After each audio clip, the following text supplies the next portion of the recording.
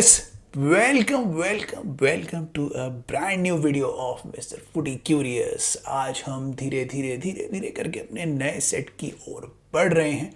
Hopefully आपको ये video अच्छा लग रहा होगा देखने में भी। तो आज के इस वीडियो में हम बात करने वाले हैं सबसे पहले बहुत बड़ी न्यूज़ की जो आई है।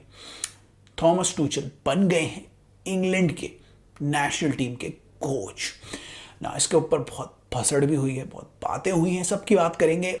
तो कैसी फील आ रही है, कैसा लग रहा है ओवरऑल? अगर आप इंटरनेट पे देखो, अगर मैं बात करूं एज चेल्सी फैन, तो हमें तो खुशी हो रही है, बहुत अच्छा लग रहा है कि एक ऐसा कोच जो टूर्नामेंट स्टाइल फुटबॉल में स्पेशलिटी रखता है, ऐसा बंदा इंग्लैंड में जा रहा है जिसके पास बहुत ही ज़्यादा टैलेंटेड प्लेयर हैं और जो 2026 वर्ल्ड कप में अच्छा चैलेंज दे सकते हैं।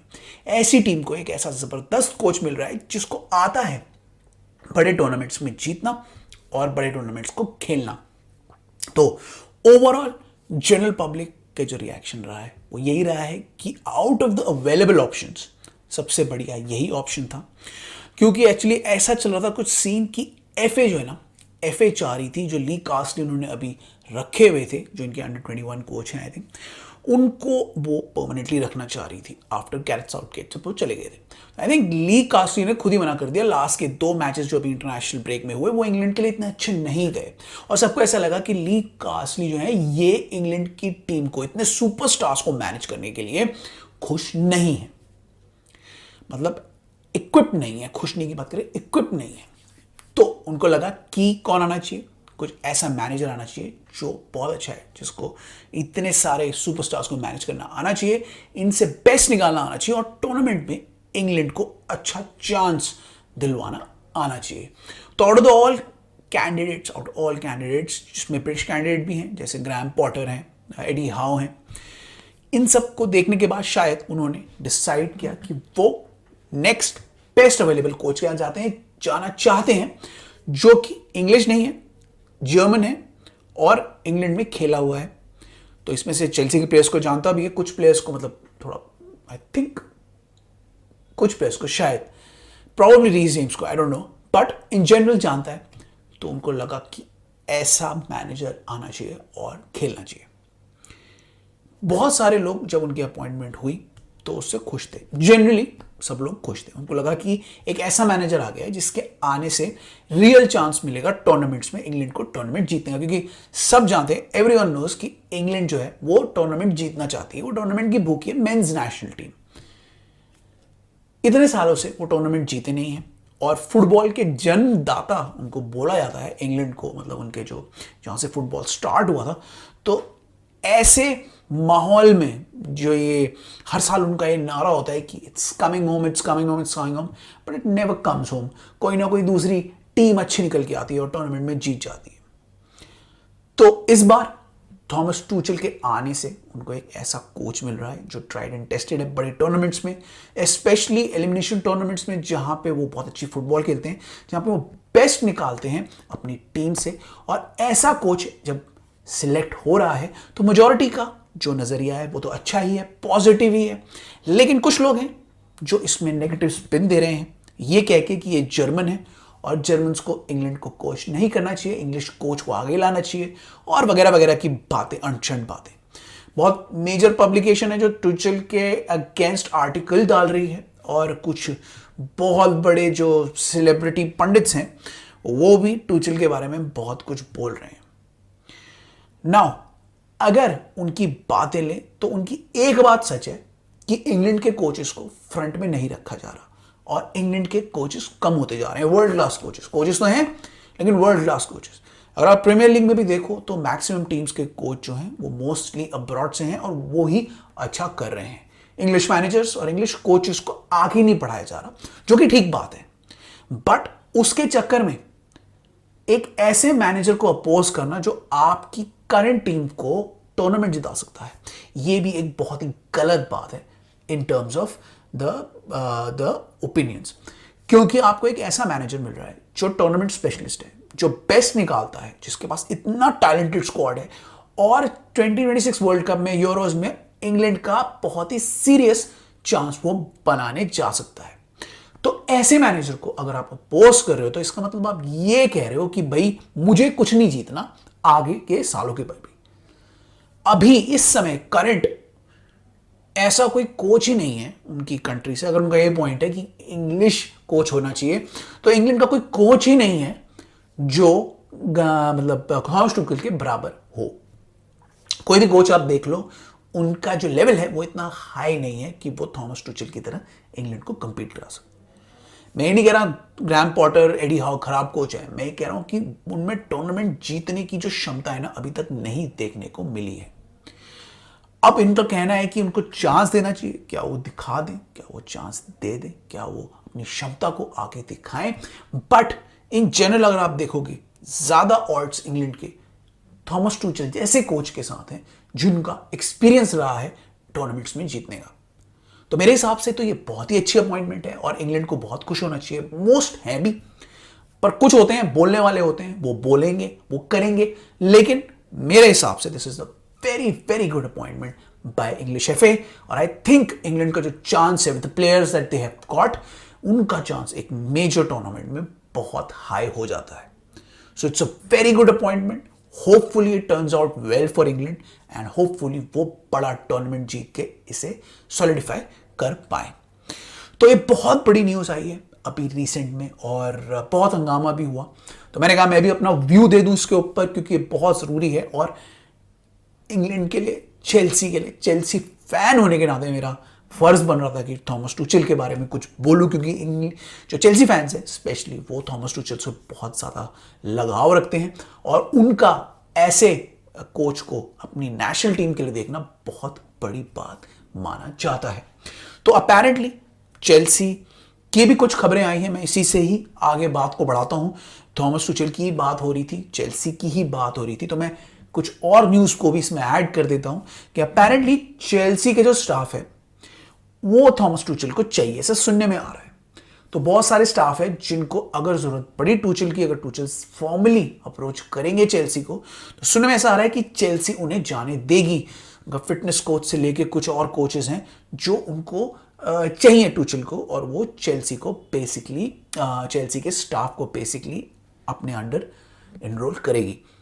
तो बड़ी न्यूज है in terms of general appointments, और चेल्सी का जो स्टाफ है वो नेशनल टीम के लिए जाना, उनके अंडर खेलना थॉमस टुचेल की बहुत बड़ी बात है।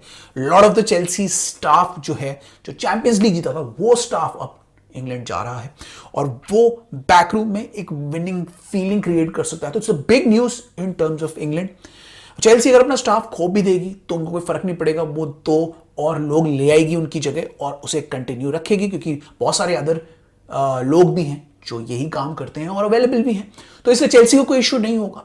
बट इंग्लैंड के लिए बहुत अच्छी बात है कि इंग्लैंड ऐसे स्टाफ को सिलेक्ट करना चाह रही है जो चैंपियंस लीग विनिंग है, जो विनिंग मेंटालिटी जानता है, जिसकी वजह से वो विनिंग मेंटालिटी इन प्लेयर्स में आएगी जो इतने अच्छे हैं, इतने टैलेंटेड हैं, और वो ही एक बड़े कप में कन्वर्ट कर होगी बेसिकली, या तो वर्ल्ड कप या यूरोज में।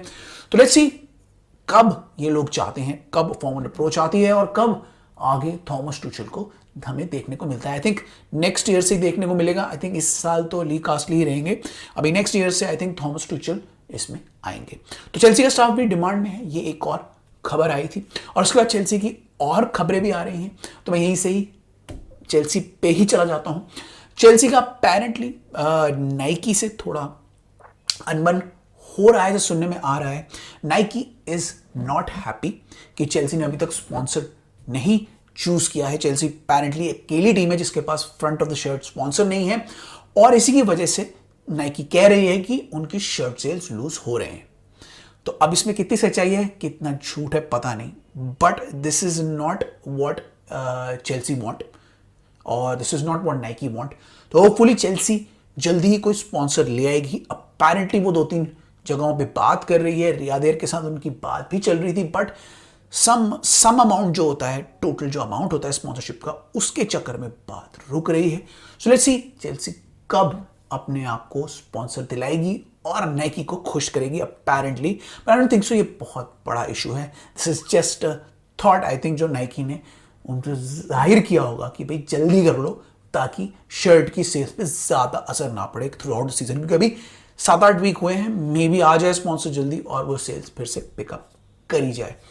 तो ये एक और न्यूज़ चेल्सी की तरफ से आई है। दूसरी एक और बड़ी खबर चेल्सी की तरफ से आ रही है कि अपेरेंटली चेल्सी, लिवरपूल और मैनचेस्टर यूनाइटेड की एकेडमी लेवल पे स्काउट परमिशंस को लेके लफड़े हो गए। नाउ स्काउट परमिशन क्या होती है कि बेसिकली एकेडमी लेवल पे एक दूसरी टीम्स के स्काउट जो होते हैं, जो उन्होंने हायर किए होते हैं, वो जाते हैं, टैलेंट देखते हैं और टैलेंट को अक्वायर करने के लिए फिर अप्रोच करते हैं अपनी क्लब में। तो रिसेंट में चेल्सी के एक टैलेंटेड यंगस्टर को लिवरपूल ने ले लिया। चेल्सी को अप्रोच पसंद नहीं आई, तो उन्होंने सबसे पहले लिवरपूल और मैनचेस्टर यूनाइटेड के स्काउट्स को बैन कर दिया, परमिशन नहीं दी अपने गेम्स में आने के लिए। उसके चक्कर में मैनचेस्टर यूनाइटेड, लिवरपूल में भी पंगा हो गया और अभी तीनों ने अपने स्काउट्स को परमिशन नहीं दी है। तो अब इससे कितना फर्क पड़ेगा यंगस्टर्स पे, यंगस्टर्स के डेवलपमेंट पे, यंगस्टर्स के एक्विजिशन पे, वो तो आगे पता लगेगा। बट अभी के लिए, फिलहाल के लिए ये एक इशू बना हुआ है और बहुत ही ज्यादा इशू आगे बन सकता है। So we don't know what will happen, but it is a strange one, क्योंकि I think under 19, under 18 level पे स्काउट्स को परमिशन नहीं देना, ऐसी कोई दिक्कत इसमें होनी नहीं चाहिए। तो ये थी एक और इशू जो चेल्सी की तरफ से आई और चेल्सी इसको सॉर्ट आउट करने की कोशिश कर रहा है। उसके अलावा एक और न्यूज़ आ रही है मैनचेस्टर सिटी से कि अपेरेंटली मैनचेस्टर सिटी के जो डायरेक्टर ऑफ फुटबॉल है वो तो जा ही रहे हैं। उसके अलावा पेप का भी सुनने में आ रहा है कि वो शायद नेक्स्ट ईयर चले जाएंगे, उनका contract up in the air है, कुछ नहीं पता पेप आके करेंगे या नहीं। तो सुनने में ऐसा आ रहा है कि अगर पेप जाते हैं तो चावी अलोंसो को प्रिपेयर किया जा रहा है for the Manchester city job. ये बहुत बड़ा अपॉइंटमेंट हो सकता है। पेप का सक्सेशन चावी अलोंसो करेंगे और मैन सिटी को एक लीथल टीम बना के रखेंगे।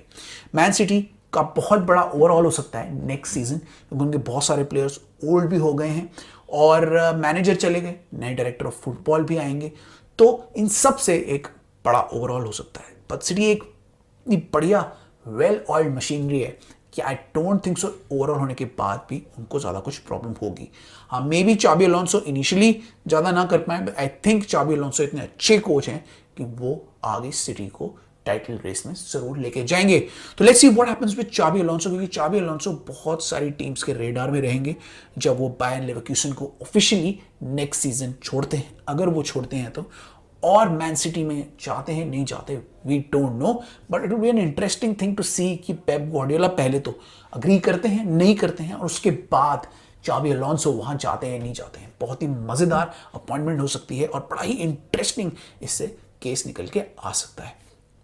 तो एक और न्यूज ये आ रही है, उसके अलावा एक और न्यूज ये आ रही है मैनचेस्टर यूनाइटेड से कि टेन हाग तो अपेरेंटली अभी हैं, अभी के लिए हैं, बट रीसेंट रिजल्ट्स जो अभी होंगे या फिर आने वाले मैचेस में जो रिजल्ट्स आएंगे उसके बाद उनका एक्चुअल फ्यूचर डिसाइड किया जाएगा।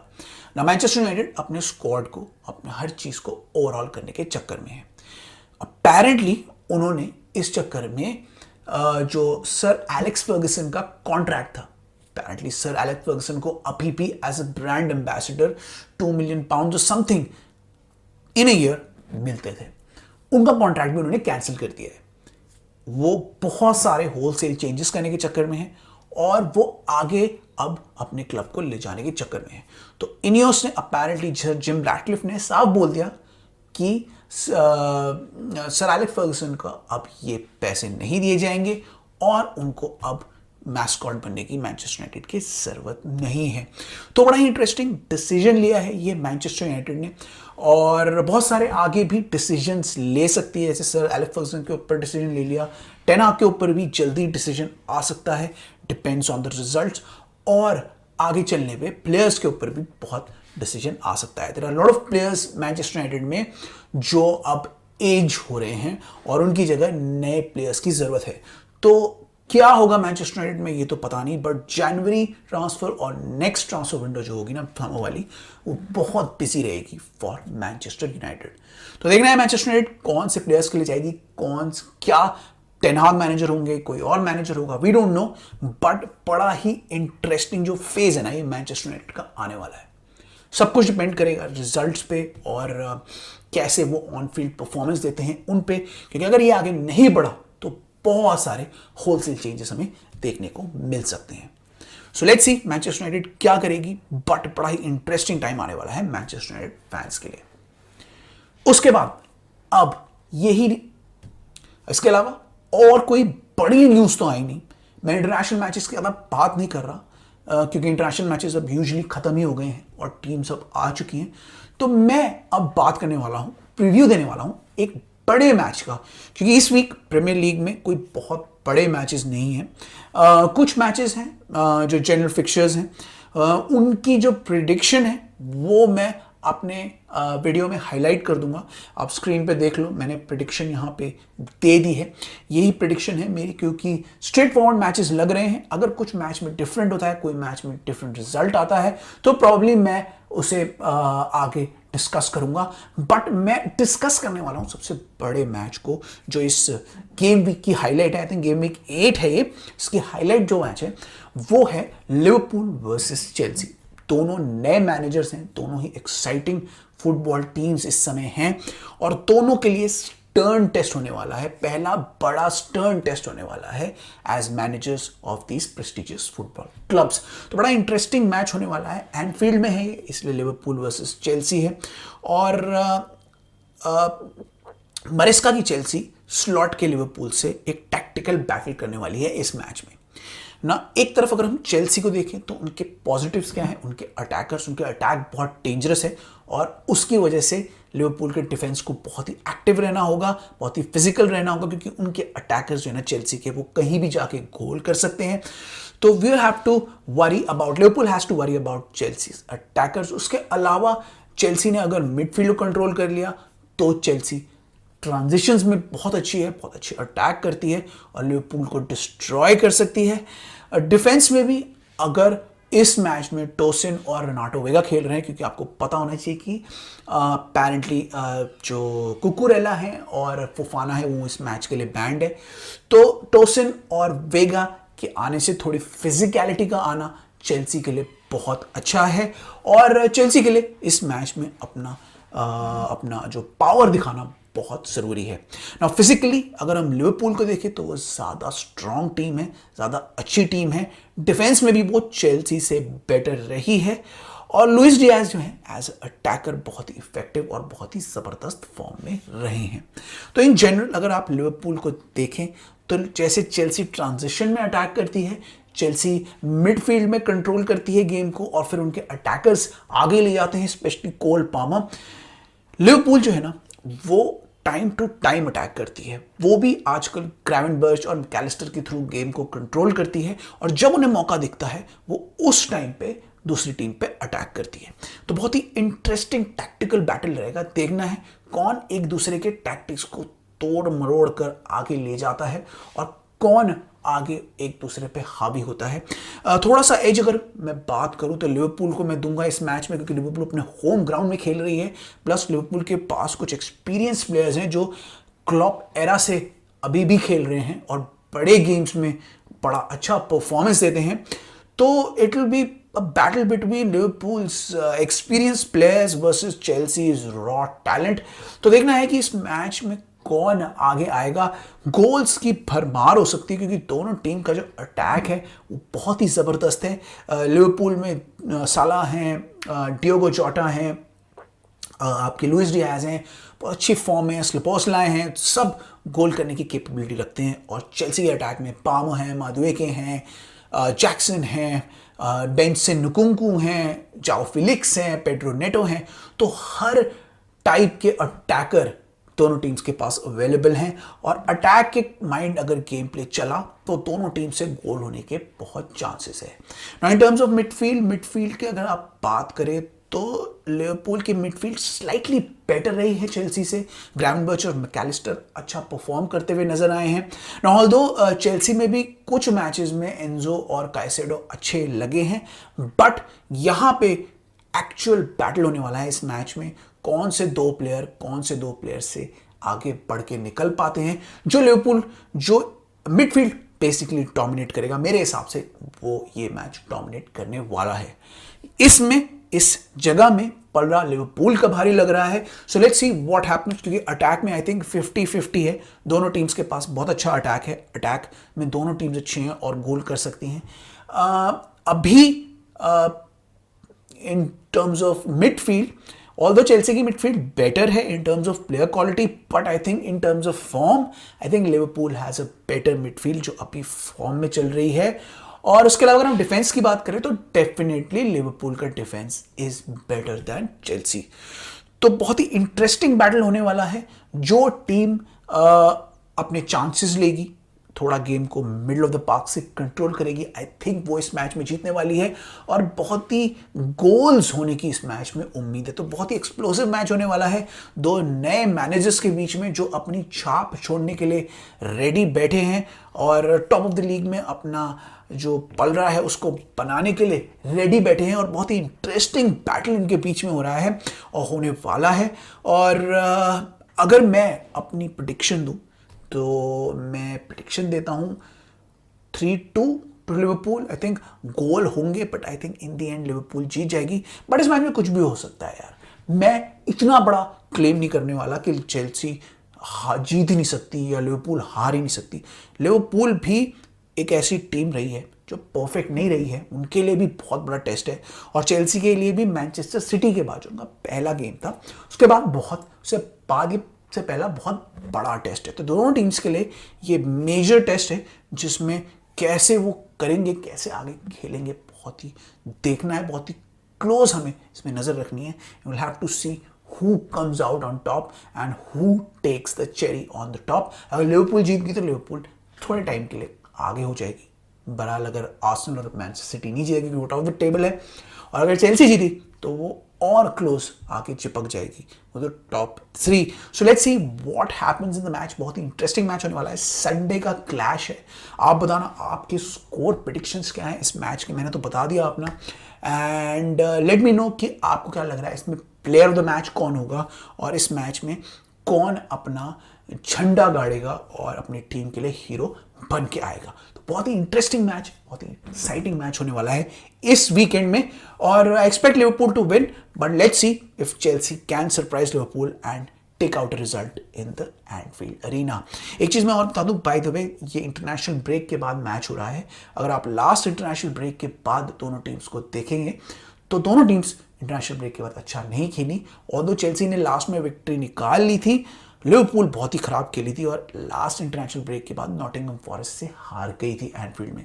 सो Liverpool are beatable, although they are strong, they have very good experienced players, but they are beatable. और चेल्सी का जो टैलेंट है, चेल्सी का जो रॉ टैलेंट है, देखते हैं वो कितना आगे निकल पाता है और क्या लिवरपूल को उन्हीं के होम ग्राउंड में हरा पाता है। So it interesting battle. आप बताना, अपना ओपिनियन देना, and do let us know in the social media.